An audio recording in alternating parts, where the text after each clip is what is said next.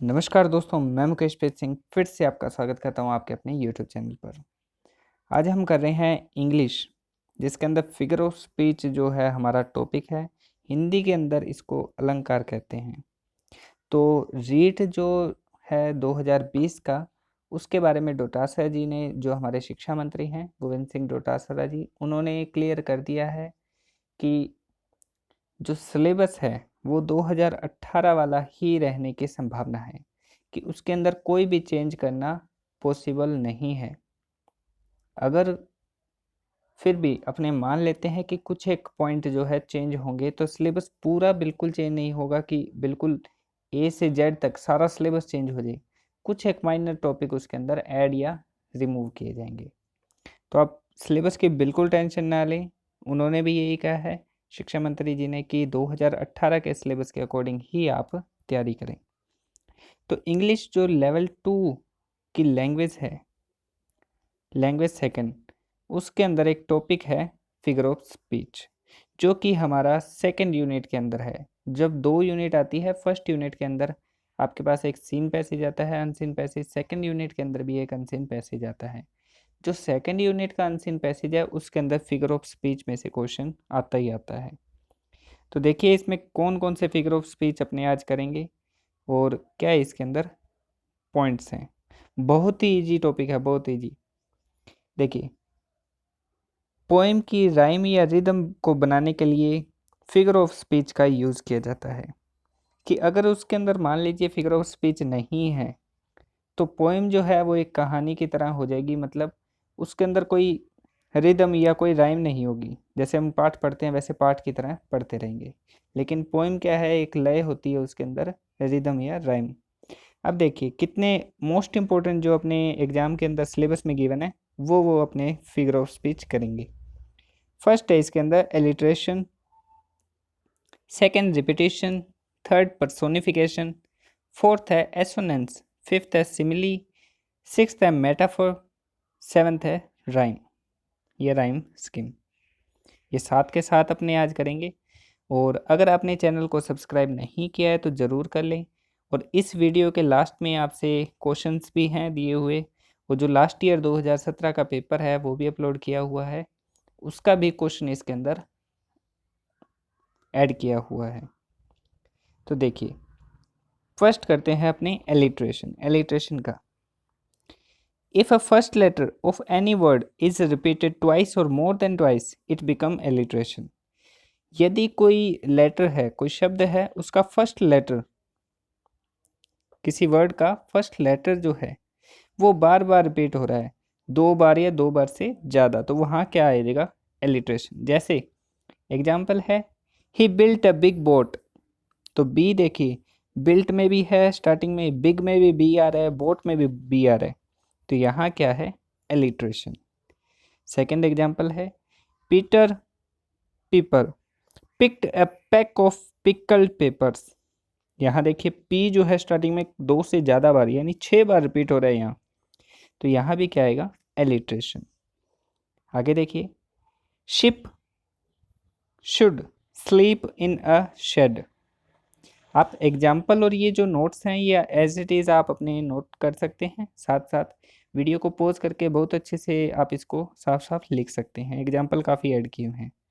तो यहाँ भी एस रिपीट हो रहा है, ship should sleep in a shed. आगे देखिए, निक नीडेड न्यू नोटबुक्स। तो यहाँ एन रिपीट हो रहा है 4 टाइम्स, तो यहाँ क्या आ जाएगा, एलिट्रेशन। बहुत ही सिंपल रहता है और नंबर अपने इसके अंदर कहीं भी कटने के चांस नहीं रहते अगर इसको एक बार अपने अच्छे से समझ लें। आगे देखिए, सेकंड है रिपीटेशन। रिपीटेशन के अंदर क्या आएगा कि एक यहाँ तो फर्स्ट एलिट्रेशन में क्या था कि फर्स्ट डिजिट बार बार रिपीट हो रहा था, लेकिन रिपीटेशन के अंदर क्या होगा, पूरा का पूरा शब्द बार बार रिपीट होगा। When a word is repeated twice or more than twice, it becomes repetition. ठीक है, एग्जाम्पल देखते हैं, all alone, all alone, alone on a wide wide sea। तो यहाँ all रिपीट हो रहा है, alone भी रिपीट हो रहा है और wide भी 2 बार रिपीट हो रहा है, तो रिपीटेशन। अगर रिपीटेशन नहीं है तो अपने यहाँ एलिट्रेशन भी देख सकते हैं, ए काफ़ी बार रिपीट हो रहा है, all alone, all alone, alone on a wide wide sea। Second देखिए, if you think you can do it, you can do it. अगर तुम सोचते हो कि तुम इसे कर सकते हो तो तुम इसे कर सकते हो। तो इसमें भी रिपीटेशन है, पूरा का पूरा यू रिपीट हो रहा है और लास्ट में देखिए पूरा का पूरा सेंटेंस रिपीट हो रहा है, you can do it, you can do it. तो काफ़ी वर्ड्स इसमें बार बार, दो से ज़्यादा बार या दो बार रिपीट हो रहे हैं, तो यहाँ रिपीटेशन है। थर्ड देखते हैं एसोनेंस। एसोनेंस में क्या होगा कि जो वोवल साउंड है सेंटेंस के अंदर वो बार बार रिपीट होगा। If A vowel sound is repeated in a sentence it become assonance. Assonance में एक सेंटेंस के अंदर जो वोवल साउंड होता है, वोवल अपने पास 5 है, ए ई आई ओ और U. A E I O U, ये वोवल साउंड जो है इनका रिपीट होगा। जैसे brave never built cave, brave A का साउंड आ रहा है यहाँ, इसमें केव इसमें भी आ रहा है, ब्रेव केव। तो यहाँ ये रिपीट हो रहा है साउंड, तो एसोनेंस है। Try to light the fire, तो ट्राई है, लाइट, लाइट के अंदर लाई भी आ रहा है, ट्राई आ रहा है, तो इन दोनों का साउंड क्या आ रहा है, आई का सेम आ रहा है, इसलिए ये क्या आ जाएगा, एसोनेंस। सेम एग्जांपल है, as beats, as it seeps, as it cleans, तो यहाँ ई का साउंड आ रहा है। पर्सोनिफिकेशन बहुत ही ईजी है। पर्सोनिफिकेशन देखिए, इफ अ थिंग और abstract idea is used as human being or show the quality of human being, it being personification। यानी कोई शब्द या कोई चीज़ जब ह्यूमन बीइंग की क्वालिटी को शो करे या उसकी जगह यूज़ हो तो वो क्या कहलाता है, पर्सोनिफिकेशन। जैसे पीस हैज़ हर विक्ट्री, या फिर क्लोक हैज़ 3 हैंड्स। अब हैंड, क्लोक की 3 सुइयाँ होती है, वो उसके हाथ, अपने उसको हाथ थोड़ी ना कह सकते हैं, लेकिन एज ए अगर उसको ह्यूमन की तरह ट्रीट करें तो वो उसके 3 क्या हैं, हाथ हैं। A lie has no legs to stand above, झूठ के पैर नहीं होते, तो झूठ कोई इंसान नहीं है, लेकिन एज ए उसको ट्रीट करते हैं तो उसके पैर नहीं होते। तो कह क्या आएगा यहाँ, पर्सोनिफिकेशन, ये ध्यान रखना है। आगे देखिए राइम, ये लास्ट ईयर आया हुआ है राइम स्कीम का क्वेश्चन 2017 के अंदर।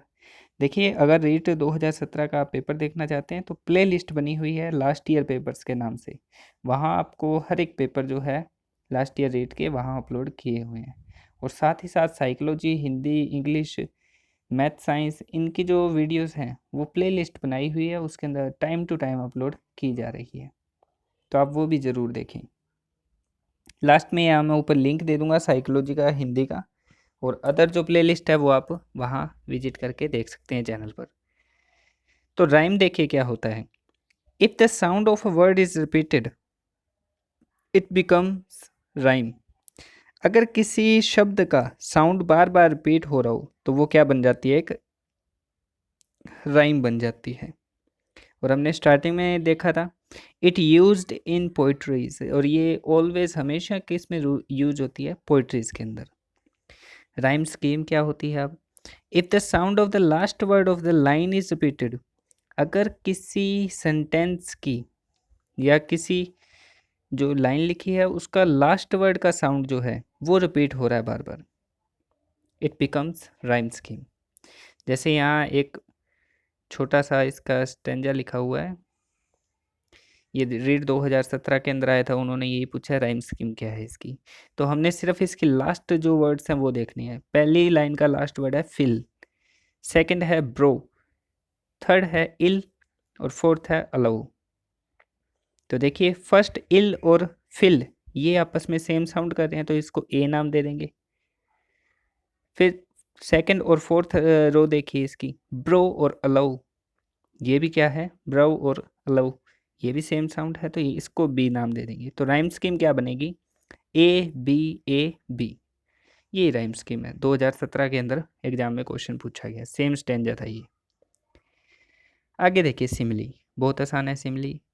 सिमिली में क्या है, यदि सेंटेंस में कोई भी कंपैरिजन हो तो यह सिमिली कहलाती है, लेकिन यह हमेशा वस्तुओं और जानवरों से ही होनी चाहिए। पर्सन के साथ कंपैरिजन नहीं होनी चाहिए कि एक ह्यूमन बीइंग की दूसरे ह्यूमन बीइंग के साथ कर दें तो वो उसमें सिमिली नहीं है। एनिमल, पर्सन या कोई थिंग्स की, वस्तु, जानवर या व्यक्ति की जब हम वस्तु या जानवर के साथ तुलना करते हैं तो वो क्या आती है? सिमिली।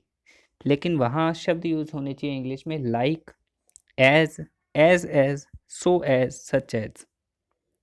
इनमें से कोई शब्द यूज होगा तो अपने वहाँ क्या कह देंगे कि यहाँ सिमिली है। जैसे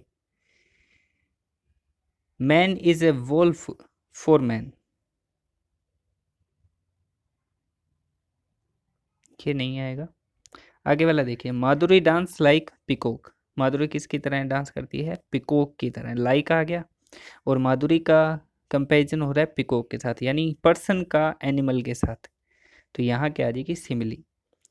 she is as soft as cucumber. Cucumber में ककड़ी, एज आ रहा है, एज सॉफ्ट एज, है ना।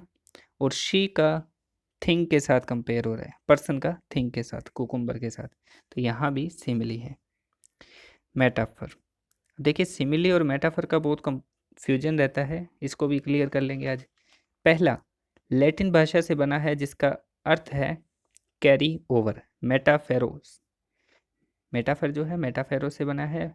मेटा का अर्थ है कैरी, फेरो का है ओवर, कैरी ओवर यानी आगे बढ़ाना, आगे ले जाना।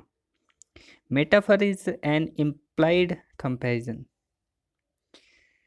अब इसकी डेफिनेशन देख लीजिए। अ वर्ड और फ्रेज, कोई शब्द या phrase that is used in an imaginative way to show that somebody slash something has the same quality as another thing।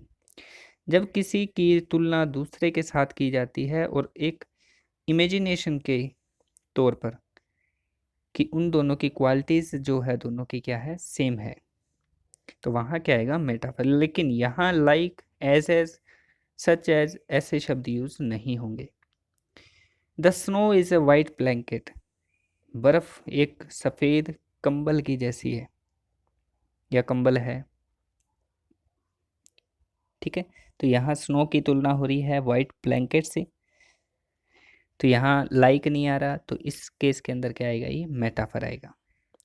He is a shining star, वह एक उभरता हुआ या चमकता हुआ तारा है, तो यहाँ क्या आ जाएगी? मेटाफर। लेकिन ध्यान रखने वाली बात देखो क्या है, जब की तुलना किए गए शब्दों के बीच एक अकेली बिफोर ऑफ द वर्ब यानी इज, एम, आर, वाज, वर आदि दिए हो तो वहाँ क्या आती है? मेटाफर। जैसे ऊपर वाले एग्जाम्पल में द स्नो इज आ रहा है, he is a shining star is आ रहा है, तो यहाँ क्या आएगा? मेटाफर। आगे देखिए इनके अंदर डिफरेंस सिमिली और मेटाफर में। महाराणा प्रताप फोर्ट लाइक अ लोयन, महाराणा प्रताप एक लोयन की तरह लड़े। तुलना हो रही है महाराणा प्रताप की एक पर्सन की एनिमल के साथ, तो यहाँ सिमिली क्योंकि यहाँ लाइक आया है। सेकेंड एग्जाम्पल है Maharana Pratap is a लोयन in the battle field, Maharana Pratap लोयन हैं एक बैटल फील्ड के अंदर। यहाँ भी उनको एक शेर के साथ, एनिमल के साथ तुलना की गई है पर्सन की, लेकिन यहाँ लाइक नहीं आया, क्या आया है? इज, तो यहाँ क्या आएगा? मेटाफर। यही है आपके फिगर ऑफ स्पीच यहाँ कंप्लीट होते हैं आज। और वीडियो कैसी लगी ज़रूर बताएं। 7 मेटाफर तक अपने 7 जो थे कंप्लीट हो चुके हैं। और वीडियो कैसी लगी ज़रूर बताएं कमेंट करके। और अगला जो टॉपिक है आपको बता दिया जाएगा। और साइकोलॉजी की जो है टाइम टू टाइम अपलोड की जा रही है वीडियोस, वो यहाँ ऊपर आ रही होगी, तो आप इनको भी ज़रूर देखें। और कोई भी डाउट है, क्वेश्चन है, तो आप कमेंट करके पूछ सकते हैं। Thank you.